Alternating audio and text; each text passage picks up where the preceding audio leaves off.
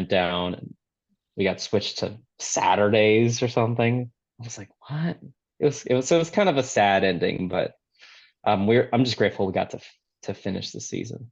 Did you guys like talk about it? Like, and why do you think, like you mentioned, I mean, I agree, loved it. I mean, it had like, listen, Catherine McPhee and you and Megan Hilty and Deborah Messing. Come on, this should be 5+ years of a show. We have Grey's Anatomy on its 19th season. Like, why do you think, and like, did you talk to these co-stars of yours? Like, what was the consensus amongst people?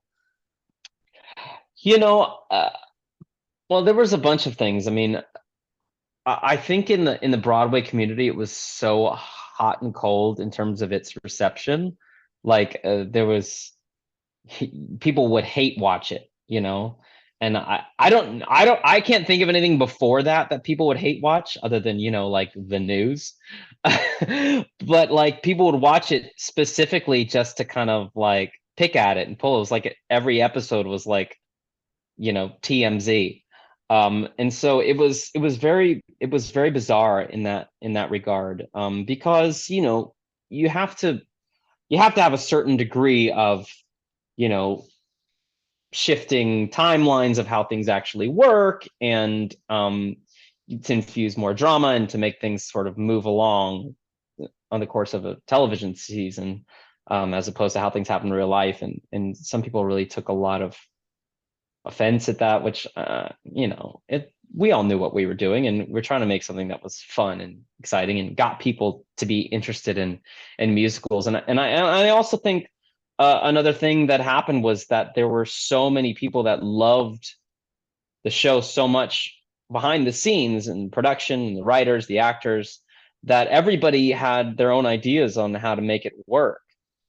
And a lot of times those ideas were conflicting, and so what ended up on the screen was often like a weird compromise of a lot of people's ideas, instead of letting one or two people really take the lead and having a really centralized vision of what to do. And so people picked up on that, and I can't even begin to speculate what was happening, behind the scenes at the network. I don't know. I'm just the lowly actor. So, there wasn't a whole lot of advertising for season two. And I know advertising is a big, at least back then, because this was before, or this is like right when Netflix was starting to do streaming. So like people were still just watching regular TV at this point.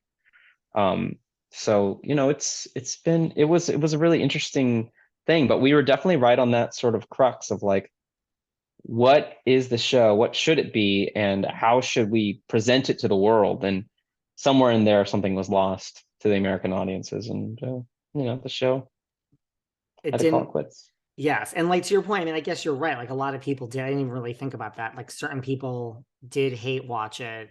I mean, that wasn't a Yeah, thing now. I mean, I don't know if you watch Real Housewives, if your wife does, Kardashians. I mean, there's a lot of hate watching in that yeah, genre today.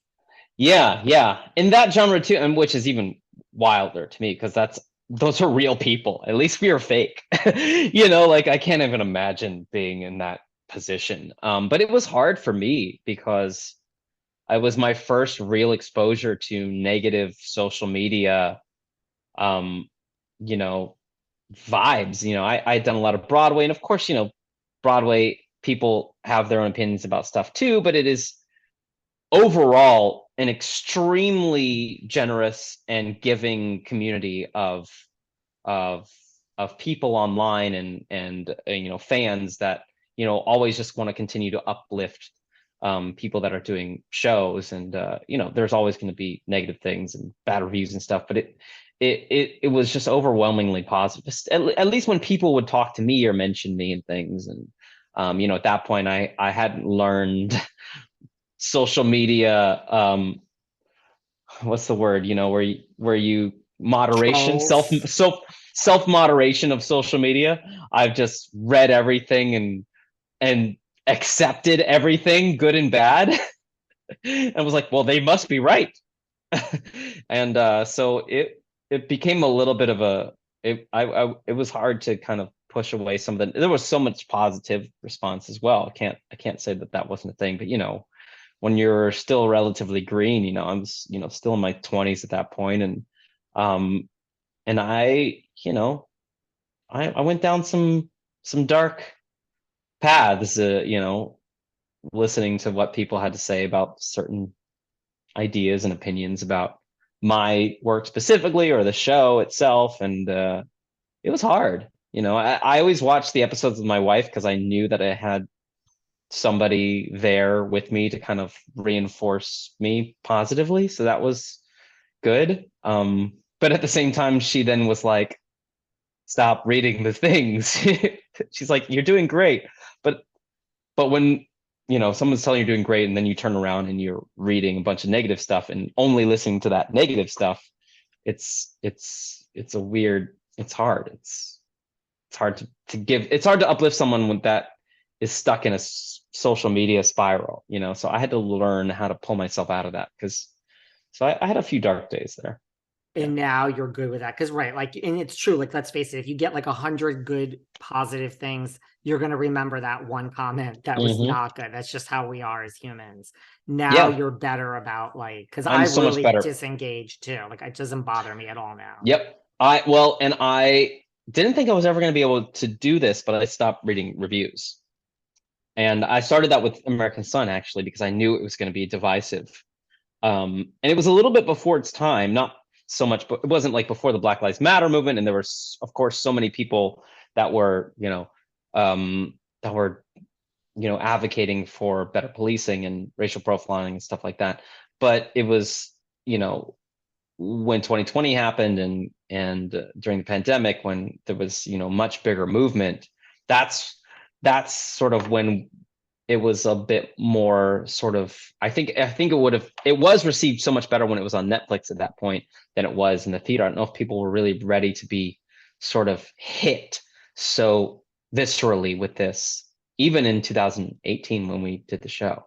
So but at the same time, I kind of had the foresight to tell myself, don't worry about what other people think, just embrace what you're doing and continue to do the work that you set out to do with your company and your fellow actors and your director.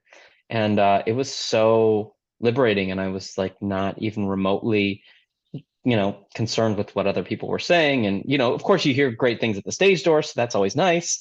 And people don't tend to say negative stuff there, so it's a Right. safe environment. And I haven't, I mean, except for when somebody's like, here, read this review, it's amazing, here, take this, I promise there's nothing bad. Great, okay, fine. Otherwise I just don't seek them out anymore, which is has been very liberating for me. That is liberating. What about before we move on from Smash? Any